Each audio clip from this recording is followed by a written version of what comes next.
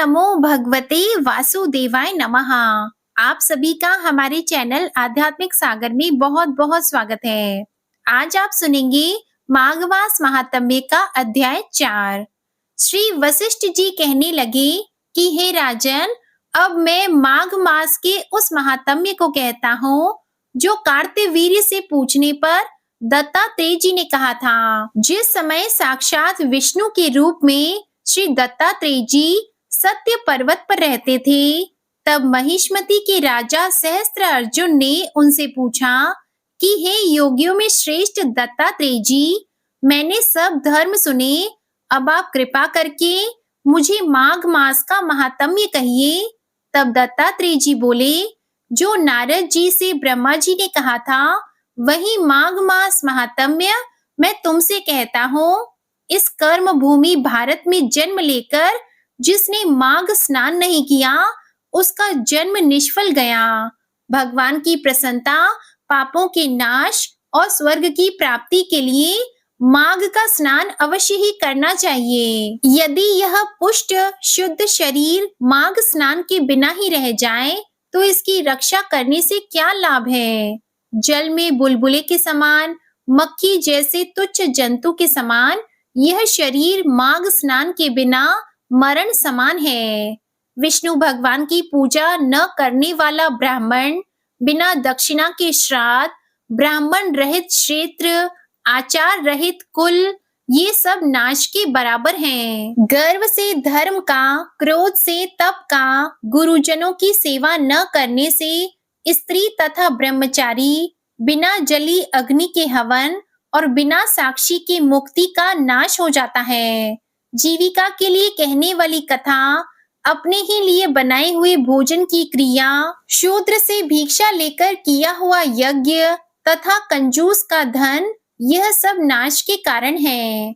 बिना अभ्यास और आलस्य वाली विद्या, असत्य वाणी, विरोध करने वाला राजा, जीविका के लिए तीर्थ यात्रा, जीविका के लिए व्रत, संदेह युक्त मंत्र का जप, व्यग्र चित्त होकर जप करना, वेद न जानने वाले को दान देना, संसार में नास्तिक मत ग्रहण करना, श्रद्धा बिना धार्मिक क्रिया, यह सब व्यर्थ है।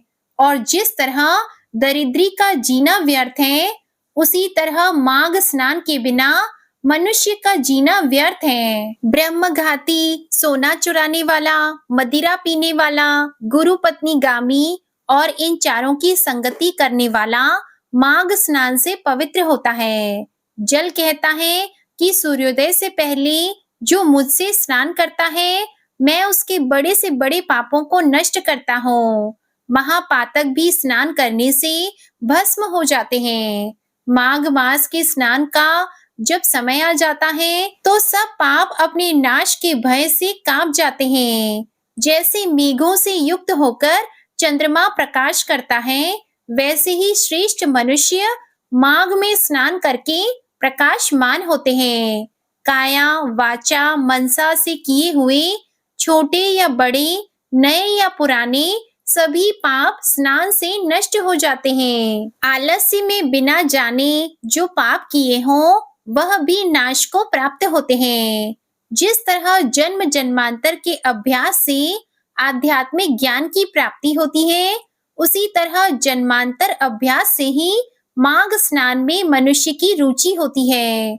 यह अपवित्रों को पवित्र करने वाला बड़ा तप और संसार रूपी कीचड़ को धोने की पवित्र वस्तु है। हे राजन, जो मनोवांछित फल देने वाला मास स्नान नहीं करते, वह सूर्य चंद्र के समान भोगों को कैसे भोग सकते हैं। इसके बाद दत्तात्रेय जी ने जो कुछ भी कहा, इसका वर्णन आप अगले अध्याय में सुनेंगे। अब आप सुनिए श्रीमद् भागवत महापुराण के आगे की कथा। प्रेम से बोलिए श्रीमद् भागवत महापुराण की जय। एक बार भगवान विष्णु एवं देवताओं के परम पुण्यमय क्षेत्र नैमिषारण्य में शौनक आदि ऋषियों ने भगवत प्राप्ति की इच्छा से सहस्त्र वर्षों में पूरे होने वाले एक महान यज्ञ का अनुष्ठान किया। एक दिन उन लोगों ने प्रातःकाल अग्निहोत्र आदि नित्य कृत्यों से निवृत्त होकर सूत जी का पूजन किया और उन्हें ऊंचे आसन पर बैठाकर बड़े आदर से यह प्रश्न किया। ऋषियों ने कहा, सूत जी, आप निष्पाप हैं। आपने समस्त इतिहास, पुराण और धर्म शास्त्रों का विधि पूर्वक अध्ययन किया है तथा उनकी भली भांति व्याख्या भी की है। वेद वेत्ताओं में श्रेष्ठ भगवान बादरायण ने एवं भगवान के सगुण निर्गुण रूप को जानने वाले दूसरे मुनियों ने जो कुछ जाना है, उन्हें जिन विषयों का ज्ञान है, वह सब आप वास्तविक रूप में जानते हैं। आपका हृदय बड़ा ही सरल और शुद्ध है, इसी से आप उनकी कृपा और अनुग्रह के पात्र हुए हैं। गुरुजन अपने प्रेमी शिष्य को गुप्त से गुप्त बात भी बता दिया करते हैं। आयुष्मान, आप कृपा करके यह बताइए कि उन सब शास्त्रों, पुराणों और गुरुजनों के उपदेशों में कलियुगी जीवों के परम कल्याण का सहज साधन आपने क्या निश्चय किया है? आप संत समाज के भूषण हैं। इस कलयुग में लोगों की आयु कम हो गई है, साधन करने में लोगों की रुचि और प्रवृत्ति भी नहीं है, लोग आलसी हो गए हैं, उनका भाग्य तो मंद है ही, समझ भी थोड़ी है। इसके साथ ही वे नाना प्रकार की विघ्न बाधाओं से घिरे हुए भी रहते हैं। शास्त्र भी बहुत से हैं, परंतु उनमें एक निश्चित साधन का नहीं, अनेक प्रकार के कर्मों का वर्णन है। साथ ही वे इतने बड़े हैं कि उनका एक अंश सुनना भी कठिन है। आप परोपकारी हैं, अपनी बुद्धि से उनका सार निकालकर प्राणियों के परम कल्याण के लिए हम श्रद्धालुओं को सुनाइए, जिससे हमारे अंतःकरण की शुद्धि प्राप्त हो। हे सूत जी, आपका कल्याण हो। आप तो जानते ही हैं कि यदुवंशियों के रक्षक भक्त वत्सल भगवान श्री कृष्ण वसुदेव की धर्मपत्नी देवकी के गर्भ से क्या करने की इच्छा से अवतीर्ण हुए थे। हम उसे सुनना चाहते हैं। आप कृपा करके हमारे लिए उसका वर्णन कीजिए, क्योंकि भगवान का अवतार जीवों के परम कल्याण और उनकी भगवत प्रेममयी समृद्धि के लिए ही होता है। यह जीव जन्म मृत्यु के घोर चक्र में पड़ा हुआ है। इस स्थिति में भी यदि वह कभी भगवान के मंगलमय नाम का उच्चारण कर ले, तो उसी क्षण उससे मुक्त हो जाए, क्योंकि स्वयं भय भी भगवान से डरता रहता है। यह कलियुग अंतःकरण की पवित्रता और शक्ति का नाश करने वाला है। इससे पार पाना कठिन है। जैसे समुद्र से पार जाने वालों को कर्णधार मिल जाए, उसी प्रकार इससे पार पाने की इच्छा रखने वाले हम लोगों से ब्रह्मा ने आपको मिलाया है। धर्म रक्षक, ब्राह्मण भक्त, योगेश्वर भगवान श्री कृष्ण के अपने धाम में पधार जाने पर धर्म ने अब किसकी शरण ली है, यह बताइए। श्री व्यास जी कहते हैं, शौनक आदि ब्रह्मवादी ऋषियों के ये प्रश्न सुनकर रोमहर्षण के पुत्र उग्रश्रवा को बड़ा ही आनंद हुआ।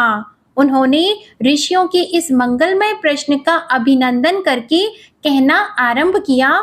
सूत जी ने कहा, जिस समय श्री शुकदेव जी का यज्ञोपवीत संस्कार भी नहीं हुआ था, सुतरा लौकिक वैदिक कर्मों के अनुष्ठान का अवसर भी नहीं आया था, उन्हें अकेले ही संन्यास लेने के उद्देश्य से जाते हुए देखकर उनके पिता व्यास जी विरह से कातर होकर पुकारने लगे, बेटा बेटा। उस समय तन्मय होने के कारण श्री शुकदेव जी की ओर से वृक्षों ने उत्तर दिया, ऐसे सबके हृदय में विराजमान श्री शुकदेव मुनि को मैं नमस्कार करता हूँ। यह श्रीमद् भागवत अत्यंत गोपनीय रहस्यात्मक पुराण है।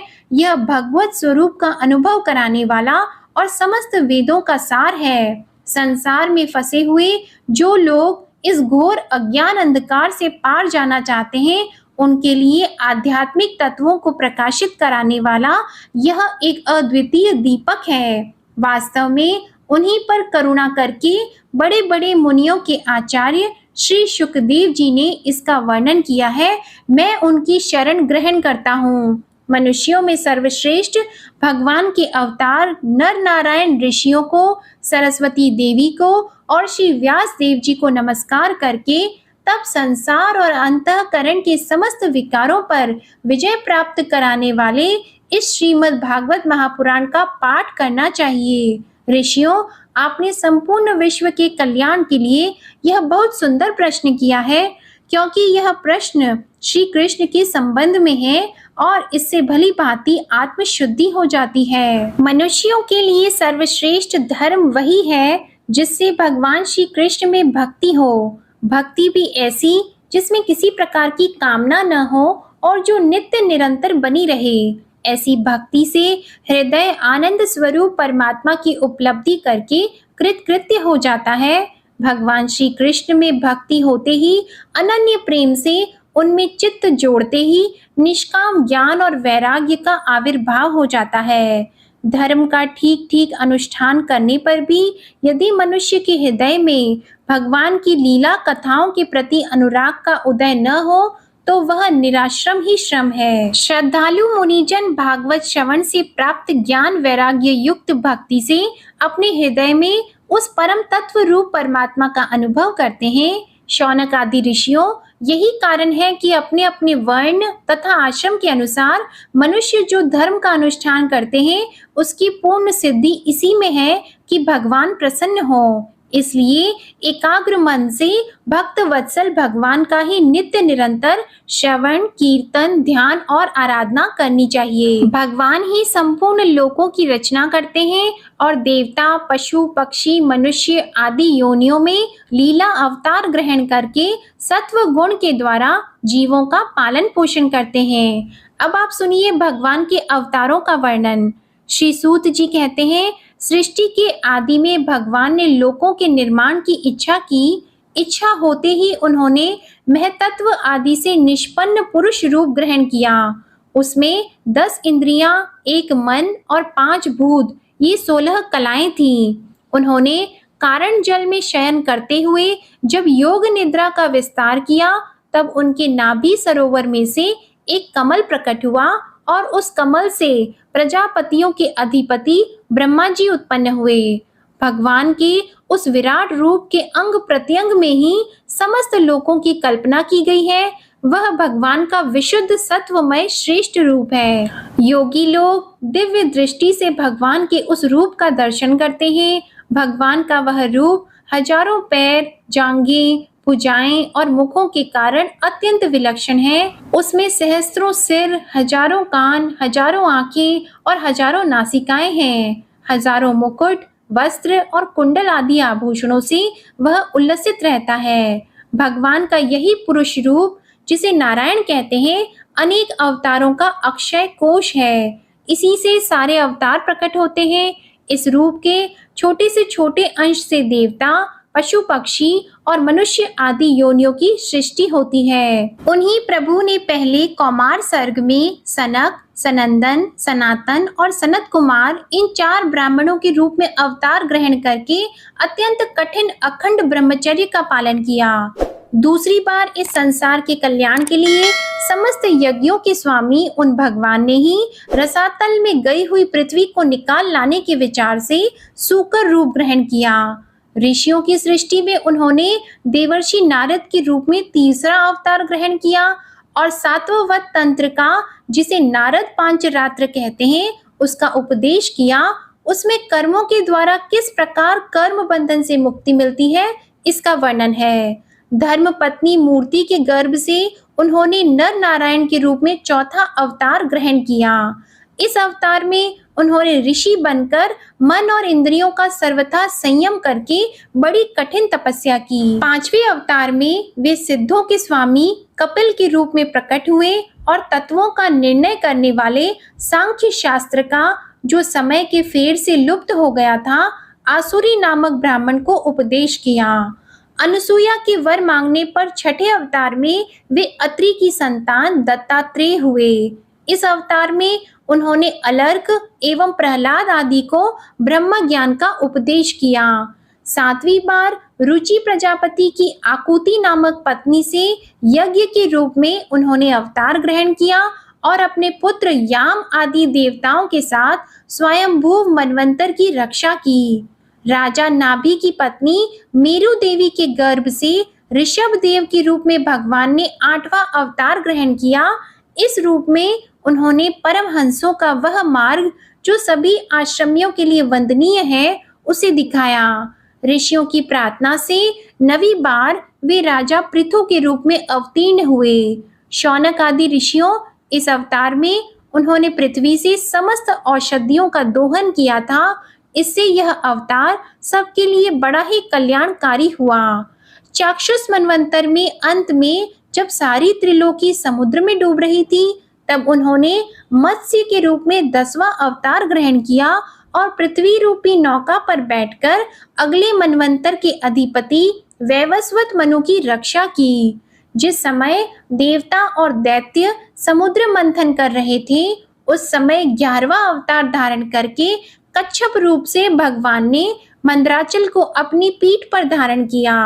12वीं बार धन्वंतरी के रूप में अमृत लेकर समुद्र से प्रकट हुए और 13वीं बार मोहिनी रूप धारण करके दैत्यों को मोहित करते हुए देवताओं को अमृत पिलाया। 14वें अवतार में उन्होंने नरसिंह रूप धारण किया और अत्यंत बलवान दैत्यराज हिरण्यकशिपु की छाती अपने नखों से अनायास इस प्रकार फाड़ डाली जैसे चटाई बनाने वाला सीख को चीर डालता है। 15वीं बार वामन का रूप धारण करके भगवान दैत्यराज बलि के यज्ञ में गए। वे चाहते तो थे त्रिलोकी का राज्य, परंतु मांगी उन्होंने केवल 3 पग पृथ्वी। 16वें परशुराम अवतार में जब उन्होंने देखा कि राजा लोग ब्राह्मणों के द्रोही हो गए हैं, तब क्रोधित होकर उन्होंने पृथ्वी को 21 बार क्षत्रियों से शून्य कर दिया। इसके बाद 17वें अवतार में सत्यवती के गर्भ से पाराशर जी के द्वारा वे व्यास के रूप में अवतीर्ण हुए। उस समय लोगों की समझ और धारणा शक्ति कम देखकर आपने वेद रूप वृक्ष की कई शाखाएं बना दी। 18वीं बार देवताओं का कार्य संपन्न करने की इच्छा से उन्होंने राजा के रूप में राम अवतार ग्रहण किया और सेतु बंधन, रावण वध आदि वीरतापूर्ण बहुत सी लीलाएं की। 19वें और 20वें अवतारों में उन्होंने यदुर्वंश में बलराम और श्री कृष्ण के नाम से प्रकट होकर पृथ्वी का भार उतारा। उसके बाद कलयुग आ जाने पर मगध देश बिहार में देवताओं के द्वेषी दैत्यों को मोहित करने के लिए अजन के पुत्र रूप में आपका बुद्ध अवतार होगा। इसके भी बहुत पीछे जब कलयुग का अंत समीप होगा और राजा लोग लुटेरे हो जाएंगे, तब जगत की रक्षक भगवान विष्णु यश नामक ब्राह्मण के घर कल्कि रूप में अवतीर्ण होंगे। शौनक आदि ऋषियों जैसे अगाध सरोवर से हजारों छोटे छोटे नाले निकलते हैं, वैसे ही सत्वनिधि भगवान श्री हरि के असंख्य अवतार हुआ करते हैं। ऋषि, मनु, देवता, प्रजापति, मनुपुत्र और जितने भी महान शक्तिशाली हैं, वे सब के सब भगवान के ही अंश हैं। ये सब अवतार तो भगवान के अंश अवतार अथवा कला अवतार हैं, परंतु भगवान श्री कृष्ण तो स्वयं भगवान अवतारी ही हैं। जब लोग दैत्यों के अत्याचार से व्याकुल हो उठते हैं, तब युग युग में अनेक रूप धारण करके भगवान उनकी रक्षा करते हैं। भगवान के दिव्य जन्मों की यह कथा अत्यंत गोपनीय रहस्यमय है। जो मनुष्य एकाग्र चित्त से नियम पूर्वक सायंकाल और प्रातः काल प्रेम से इसका पाठ करता है, वह सब दुखों से छूट जाता है। हे शौनक आदि ऋषियों, आप लोग बड़े ही सौभाग्यशाली तथा धन्य हैं, जो इस जीवन में और विघ्न बाधाओं से भरे इस संसार में समस्त लोकों के स्वामी भगवान श्री कृष्ण से वह सर्वात्मक आत्मभाव, वह अनिर्वचनीय अनन्य प्रेम करते हैं, जिससे फिर इस जन्म मरण रूप संसार के भयंकर चक्र में नहीं पड़ना होता। भगवान वेद व्यास ने यह वेदों के समान भगवत चरित्र से परिपूर्ण भागवत नाम का पुराण बनाया है। उन्होंने इस श्लाघनीय, कल्याणकारी और महान पुराण को लोगों के परम कल्याण के लिए अपने आत्मज्ञानी शिरोमणि पुत्र को ग्रहण कराया। इसमें सारे वेद और इतिहासों का सार संग्रह किया गया है। शुकदेव जी ने राजा परीक्षित को यह सुनाया। उस समय वे परमर्शियों से घिरे हुए आमरण अनशन का व्रत लेकर गंगा तट पर बैठे हुए थे। भगवान श्री कृष्ण जब धर्म, ज्ञान आदि के साथ अपने परम धाम को पधार गए, तब इस कलयुग में जो लोग अज्ञान रूपी अंधकार से अंधे हो रहे हैं, उनके लिए यह पुराण रूपी सूर्य इस समय प्रकट हुआ है। हे शौनक आदि ऋषियों, जब महातेजस्वी श्री शुकदेव जी महाराज वहां इस पुराण की कथा कह रहे थे, तब मैं भी वहां बैठा था। वहीं मैंने उनकी कृपा पूर्ण अनुमति से इसका अध्ययन किया है। मेरा जैसा अध्ययन है और मेरी बुद्धि से जिस प्रकार इसको ग्रहण किया है, उसी के अनुसार इसे मैं आप लोगों को सुनाऊंगा। इस प्रकार शौनक जी ने सूत जी की पूर्वोक्त बात सुनकर उनकी अत्यधिक प्रशंसा की। सूत जी कहते हैं, सुख पूर्वक बैठे हुए वीणा पाणी परम यशस्वी देवर्षि नारद ने मुस्कुराकर अपने पास ही बैठे ब्रह्मर्षि व्यास जी से कहा। नारद जी ने प्रश्न किया, महाभाग व्यास जी, आपके शरीर एवं मन दोनों ही अपने कर्म एवं चिंतन से संतुष्ट हैं ना? अवश्य ही आपकी जिज्ञासा तो भली भांति पूर्ण हो गई है, क्योंकि आपने जो यह महाभारत की रचना की है वह बड़ी ही अद्भुत है। वह धर्म आदि सभी पुरुषार्थों से परिपूर्ण है। सनातन ब्रह्म तत्व को भी आपने खूब विचारा है और जान भी लिया है। फिर भी प्रभु, आप अकृतार्थ पुरुष के समान अपने विषय में शोक क्यों कर रहे हैं? व्यास जी ने कहा, आपने मेरे विषय में जो कुछ कहा है वह सब ठीक ही है। वैसा होने पर भी मेरा हृदय संतुष्ट नहीं है।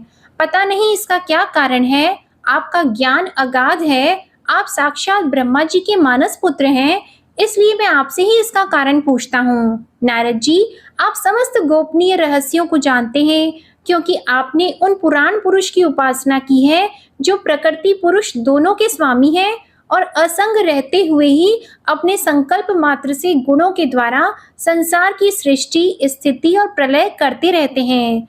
आप सूर्य की भांति तीनों लोकों में भ्रमण करते रहते हैं और योग बल से प्राण वायु के समान सबके भीतर रहकर अंतःकरणों के साक्षी भी हैं। योग अनुष्ठान और नियमों के द्वारा पर ब्रह्मा और शब्द ब्रह्मा दोनों की पूर्ण प्राप्ति कर लेने पर भी मुझ में जो बड़ी कमी है उसे आप कृपा करके बताइए। तब नारद जी ने कहा, व्यास जी, आपने भगवान के निर्मल यश का गान प्रायः नहीं किया। मेरी ऐसी मान्यता है कि जिससे भगवान संतुष्ट नहीं होते वह शास्त्र या ज्ञान अधूरा है। आपने धर्म आदि पुरुषार्थों का जैसा निरूपण किया है, भगवान श्री कृष्ण की महिमा का वैसा निरूपण नहीं किया। व्यास जी, आपका ज्ञान पूर्ण है। आप भगवान की ही कीर्ति का, उनकी प्रेममय लीला का वर्णन कीजिए। उसी से बड़े बड़े ज्ञानियों की भी जिज्ञासा पूर्ण होती है। जो लोग दुखों के द्वारा बार बार रौंदे जा रहे हैं, उनके दुख की शांति इसी से हो सकती है और कोई उपाय नहीं है।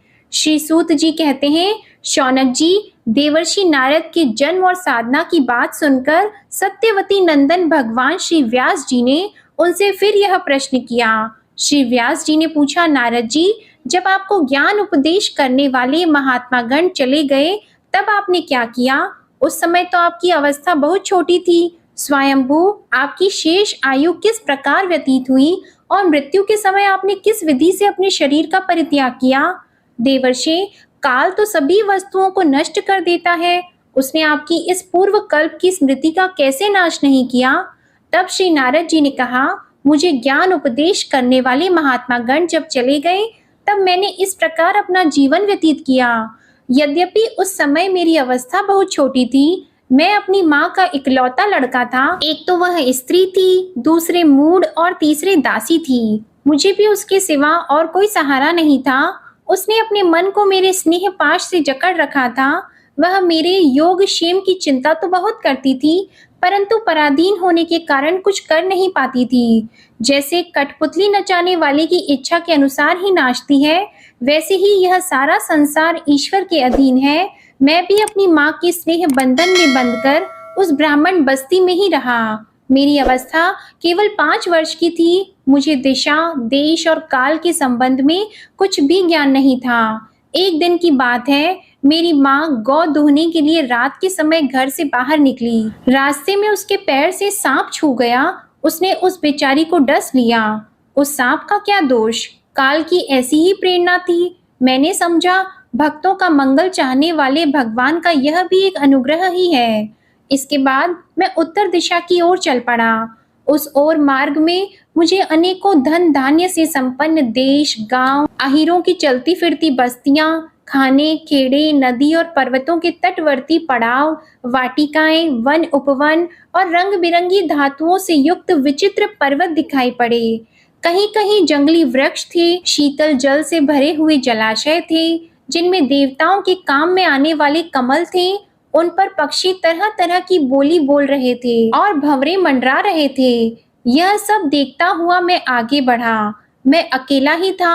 इतना लंबा मार्ग तय करने पर मैंने एक घोर गहन जंगल देखा।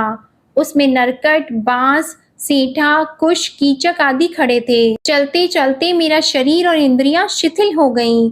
मुझे बड़े जोर की प्यास लगी। भूखा तो था ही। वहां एक नदी मिली। उसके कुंड में मैंने स्नान, जलपान और आचमन किया।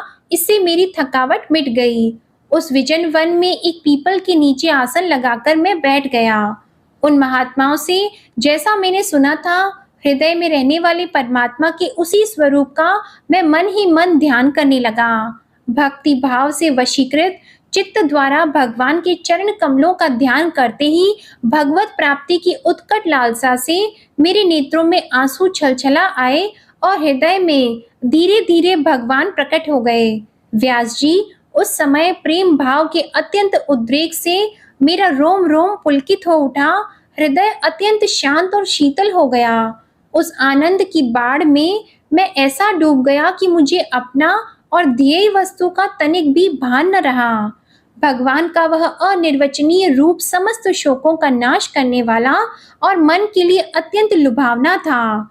सहसा उसे न देखकर मैं बहुत ही विकल हो गया और अनमना सा होकर आसन से उठ खड़ा हुआ। मैंने उस स्वरूप का दर्शन फिर करना चाहा, किंतु मन को हृदय में समाहित करके बार बार दर्शन की चेष्टा करने पर भी मैं उसे नहीं देख सका। मैं अतृप्त के समान आतुर हो उठा। इस प्रकार निर्जन वन में मुझे प्रयत्न करते देखकर स्वयं भगवान ने, जो वाणी के विषय में नहीं है, बड़ी गंभीर और मधुर वाणी से मेरे शोक को शांत करते हुए कहा, खेद है कि इस जन्म में तुम मेरा दर्शन नहीं कर सकोगे। जिनकी वासनाएं पूर्णतया शांत नहीं हो गई हैं, उन अधकचरे योगियों को मेरा दर्शन अत्यंत दुर्लभ है। निष्पाप बालक, तुम्हारे हृदय में मुझे प्राप्त करने की लालसा जागृत करने के लिए ही मैंने एक बार तुम्हें अपने रूप की झलक दिखाई है। मुझे प्राप्त करने की आकांक्षा से युक्त साधक धीरे धीरे हृदय की संपूर्ण वासनाओं का भली भांति त्याग कर देता है। अल्पकालीन संत सेवा से ही तुम्हारी चित्त वृत्ति मुझ में स्थिर हो गई है। अब तुम इस प्रकृति मलिन शरीर को छोड़कर मेरे पार्षद हो जाओगे। मुझे प्राप्त करने का तुम्हारा यह दृढ़ निश्चय कभी किसी प्रकार नहीं टूटेगा। समस्त सृष्टि का प्रलय हो जाने पर भी मेरी कृपा से तुम्हें मेरी स्मृति बनी रहेगी। आकाश के समान अव्यक्त सर्वशक्तिमान महान परमात्मा इतना कहकर चुप हो गए। उनकी इस कृपा का अनुभव करके मैंने उन श्रेष्ठों से भी श्रेष्ठतर भगवान को सिर झुकाकर प्रणाम किया। तभी से मैं लज्जा संकोच छोड़कर भगवान के अत्यंत रहस्यमय और मंगलमय मधुर नामों और लीलाओं का कीर्तन और स्मरण करने लगा। स्पृहा और मद मत्सर मेरे हृदय से पहले ही निवृत्त हो चुके थे। अब मैं आनंद से काल की प्रतीक्षा करता हुआ पृथ्वी पर विचरने लगा। व्यास जी, इस प्रकार भगवान की कृपा से मेरा हृदय शुद्ध हो गया, आसक्ति मिट गई और मैं श्री कृष्ण परायण हो गया। कुछ समय बाद जैसे एकाएक बिजली कौन जाती है, वैसे ही अपने समय पर मेरी मृत्यु आ गई। मुझे शुद्ध भगवत पार्षद शरीर प्राप्त होने का अवसर आने पर प्रारब्ध कर्म समाप्त हो जाने के कारण 5 भौतिक शरीर नष्ट हो गया। कल्प के अंत में जिस समय भगवान नारायण एक कार्णव यानी प्रलय कालीन समुद्र के जल में शयन करते हैं, उस समय उनके हृदय में शयन करने की इच्छा से इस सारी सृष्टि को समेटकर ब्रह्मा जी जब प्रवेश करने लगे, तब उनके श्वास के साथ मैं भी उनके हृदय में प्रवेश कर गया। 1 सहस्त्र चतुर्युगी बीत जाने पर जब ब्रह्मा जगे और उन्होंने सृष्टि करने की इच्छा की, तब उनकी इंद्रियों से मरीचि आदि ऋषियों के साथ मैं भी प्रकट हो गया। तभी से मैं भगवान की कृपा से वैकुंठ आदि में और तीनों लोकों में बाहर और भीतर बिना रोक टोक विचरण किया करता हूँ। मेरे जीवन का व्रत भगवत भजन अखंड रूप से चलता रहता है। भगवान की दी हुई ईश्वर ब्रह्मा से विभूषित वीणा पर तान छेड़कर मैं उनकी लीलाओं का गान करता हुआ सारे संसार में विचरता हूँ। जब मैं उनकी लीलाओं का गान करने लगता हूँ, तब वे प्रभु, जिनके चरण कमल समस्त तीर्थों के उद्गम स्थान हैं और जिनका यशोगान मुझे बहुत ही प्रिय लगता है, बुलाए हुए की भांति तुरंत मेरे हृदय में आकर दर्शन दे देते हैं। जिन लोगों का चित्त निरंतर विषय भोगों की कामना से आतुर हो रहा है, उनके लिए भगवान की लीलाओं का कीर्तन संसार सागर से पार जाने का जहाज है। यह मेरा अपना अनुभव है। काम और लोभ की चोट से बार बार घायल हुआ हृदय श्री कृष्ण सेवा से जैसी प्रत्यक्ष शांति का अनुभव करता है, यम नियम आदि योग मार्गों से वैसी शांति नहीं मिल सकती। व्यास जी, आप निष्पाप हैं। आपने मुझसे जो कुछ पूछा था वह सब अपने जन्म और साधना का रहस्य तथा आपकी आत्मतुष्टि का उपाय मैंने बता दिया है। श्री सूत जी कहते हैं, शौनक आदि ऋषियों, देवर्षि नारद ने व्यास जी से इस प्रकार कहकर जाने की अनुमति ली और वीणा बजाते हुए स्वच्छंद विचरण करने के लिए वे चल पड़े। ये देवर्षि नारद धन्य है, क्योंकि ये शांकपाणी भगवान की कीर्ति को अपनी वीणा पर गा गा कर स्वयं तो आनंद मग्न होते ही हैं, साथ साथ इस त्रिताप तप्त जगत को भी आनंदित करते रहते हैं। श्री शौनक जी ने पूछा, सूत जी, सर्वज्ञ एवं सर्वशक्तिमान व्यास भगवान ने नारद जी का अभिप्राय सुन लिया, फिर उनके चले जाने पर उन्होंने क्या किया? श्री सूत जी ने कहा, ब्रह्मा नदी सरस्वती के पश्चिम तट पर शम्याप्रास नाम का एक आश्रम है। वहाँ ऋषियों के यज्ञ चलते ही रहते हैं। वही व्यास जी का अपना आश्रम है। उसके चारों ओर बेर का सुंदर वन है। उस आश्रम में बैठकर उन्होंने आचमन किया और स्वयं अपने मन को समाहित किया। उन्होंने भक्ति योग के द्वारा अपने मन को पूर्णतया एकाग्र और निर्मल करके आदि पुरुष परमात्मा और उनके आश्रय से रहने वाली माया को देखा। इसी माया से मोहित होकर यह जीव तीनों गुणों से अतीत होने पर भी अपने को त्रिगुणात्मक मान लेता है और इस मान्यता के कारण होने वाले अनर्थों को भोगता है। इन अनर्थों की शांति का साक्षात साधन है केवल भगवान का भक्ति योग, परंतु संसार के लोग इस बात को नहीं जानते। यही समझकर उन्होंने इन परमहंसों की संहिता श्रीमद् भागवत की रचना की। इसके श्रवण मात्र से पुरुषोत्तम भगवान श्री कृष्ण के प्रति परम प्रेममयी भक्ति हो जाती है, जिससे जीव के शोक, मोह और भय नष्ट हो जाते हैं। उन्होंने इस भागवत संहिता का निर्माण और पुनरावृत्ति करके इसे अपने निवृत्ति परायण पुत्र श्री शुकदेव जी को पढ़ाया। श्री शौनक जी ने पूछा, श्री शुकदेव जी तो अत्यंत निवृत्ति परायण हैं। उन्हें किसी भी वस्तु की अपेक्षा नहीं है। वे सदा आत्मा में ही रमण करते हैं। फिर उन्होंने किस लिए इस विशाल ग्रंथ का अध्ययन किया? तब श्री सूत जी ने कहा, जो लोग ज्ञानी हैं, जिनकी अविद्या की गांठ खुल गई है और जो सदा आत्मा में ही रमण करने वाले हैं, वे भी भगवान की हेतु रहित भक्ति किया करते हैं, क्योंकि भगवान के गुण ही ऐसे मधुर हैं जो सबको अपनी ओर खींच लेते हैं। फिर श्री शुकदेव जी तो भगवान के भक्तों के अत्यंत प्रिय और स्वयं भगवान वेद व्यास के पुत्र हैं। भगवान के गुणों ने उनके हृदय को अपनी ओर खींच लिया और उन्होंने उससे विवश होकर ही इस विशाल ग्रंथ का अध्ययन किया। शौनक जी, अब मैं राजर्षि परीक्षित के जन्म, कर्म और मोक्ष की तथा पांडवों के स्वर्ग रोहण की कथा कहता हूँ, क्योंकि इन्हीं से भगवान श्री कृष्ण की अनेकों कथाओं का उदय होता है। जिस समय महाभारत युद्ध में कौरव और पांडव दोनों पक्षों के बहुत से वीर गति को प्राप्त हो चुके थे और भीमसेन की गदा के प्रहार से दुर्योधन की जांघ टूट चुकी थी, तब अश्वत्थामा ने अपने स्वामी दुर्योधन का प्रिय कार्य समझकर द्रौपदी के सोते हुए पुत्रों के सिर काटकर उसे भेंट किए। यह घटना दुर्योधन को भी अप्रिय ही लगी, क्योंकि ऐसे नीच कर्म की सभी निंदा करते हैं। उन बालकों की माता द्रौपदी अपने पुत्रों का निधन सुनकर अत्यंत दुखी हो गई। उसकी आंखों में आंसू छलछला आए, वह रोने लगी। अर्जुन ने उसे सांत्वना देते हुए कहा, कल्याणी, मैं तुम्हारे आंसू तब पोंछूंगा जब उस आतताई ब्राह्मण धम का सिर गांडीव धनुष के बाणों से काटकर तुम्हें भेंट करूंगा, और पुत्रों की अंत्येष्टि क्रिया के बाद तुम उस पर पैर रखकर स्नान करोगी। अर्जुन ने इन मीठी और विचित्र बातों से द्रौपदी को सांत्वना दी और अपने मित्र भगवान श्री कृष्ण की सलाह से उन्हें सारथी बनाकर कवच धारण कर और अपने भयानक गांडीव धनुष को लेकर वे रथ पर सवार हो गए तथा गुरुपुत्र अश्वत्थामा के पीछे दौड़ पड़े। बच्चों की हत्या से अश्वत्थामा का भी मन उद्विग्न हो गया था। जब उसने दूर से ही देखा कि अर्जुन मेरी ओर झपटे हुए आ रहे हैं, तब वह अपने प्राणों की रक्षा के लिए पृथ्वी पर जहां तक भाग सकता था, रुद्र से भयभीत सूर्य की भांति भागता रहा। जब उसने देखा कि मेरे रथ के घोड़े थक गए हैं और मैं बिल्कुल अकेला हूँ, तब उसने अपने को बचाने का एकमात्र साधन ब्रह्मास्त्र ही समझा। यद्यपि उसे ब्रह्मास्त्र को लौटाने की विधि मालूम नहीं थी, फिर भी प्राण संकट देखकर उसने आचमन किया और ध्यानस्थ होकर ब्रह्मास्त्र का संधान किया। उस अस्त्र से सब दिशाओं में एक बड़ा प्रचंड तेज फैल गया। अर्जुन ने देखा कि अब तो मेरे प्राणों पर ही आ बनी है। तब उन्होंने श्री कृष्ण से प्रार्थना की।